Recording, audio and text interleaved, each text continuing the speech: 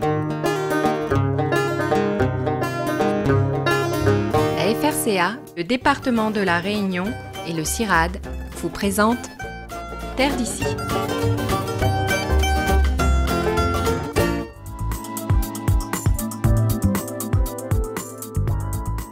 Initié par le Conservatoire botanique national de Mascarin et porté par tous ses partenaires, la démarche d'OPI vise à promouvoir l'utilisation d'espèces végétales indigènes et de plantes exotiques non envahissantes dans les aménagements urbains et périurbains de la totalité du territoire de la Réunion.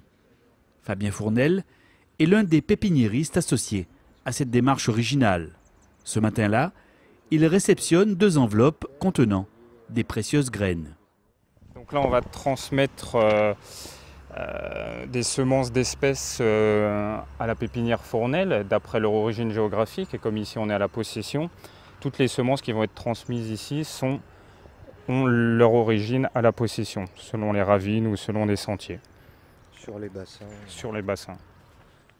Pépiniériste professionnel, Fabien Fournel s'est intéressé aux plantes endémiques et indigènes depuis une dizaine d'années, à l'époque où il travaillait dans une grosse pépinière de Sainte-Marie. On en a eu sur la pépinière, on en a eu à multiplier, et c'est là que je me suis aperçu que c'était relativement difficile de trouver ces espèces-là. Et je me suis dit qu'il y avait quelque chose à faire pour ça, parce que c'est quand même des espèces qu'on ne retrouve nulle part ailleurs, qui sont très intéressantes d'un point de vue, ne serait-ce que d'un point de vue horticole, d'un aspect ornemental. Elles ont leur intérêt et leur place à part entière dans l'horticulture réunionnaise. Depuis, Fabien s'est spécialisé dans la multiplication exclusive de ces plantes indigènes et produit actuellement dans sa pépinière une 60aine d'espèces. Je ne fais que très rarement des grands sujets. Je fais surtout de la multiplication pour les autres pépiniéristes, pour les entreprises d'espaces verts, pour quelques particuliers, pour le conservatoire. Je travaille aussi avec le parc national, la Plamédome pour l'aspect médicinal et aromatique, le conservatoire du littoral, bref, toutes les bonnes volontés qui visent à multiplier les endémiques, je suis partant pour. Dans sa nurserie, Fabien nous présente alors quelques-unes de ces belles protégées. Donc là, on a de la fouche, du Ficus reflexa.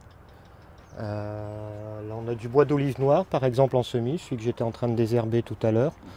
Donc là, on a une terrine où on a un peu plus de 300 plants déjà, juste dans une terrine. Donc ce qui donne une idée de la quantité qu'on peut produire avec une petite surface.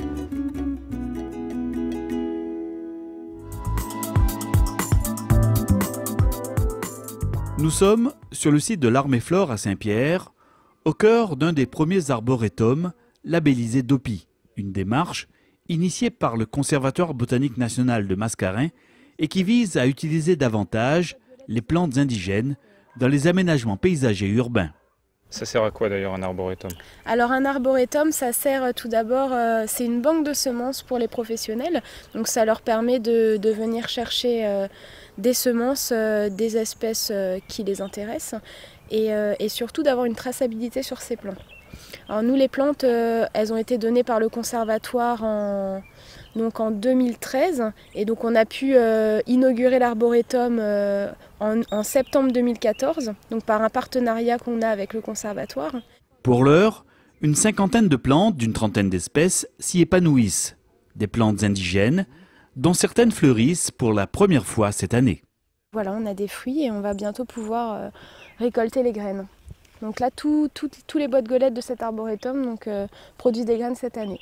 Et ce n'est pas la seule espèce. On a par exemple, par ici, le bois de pomme, où on peut aussi observer une fructification.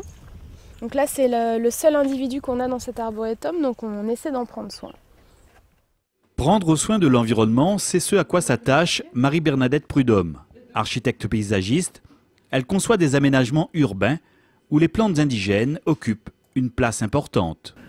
Et donc ça a permis d'élargir la palette végétale par rapport à la fameuse liste verte établie par la région où on avait une 30aine d'espèces. Là, on en a au moins un peu plus d'une centaine, environ 140.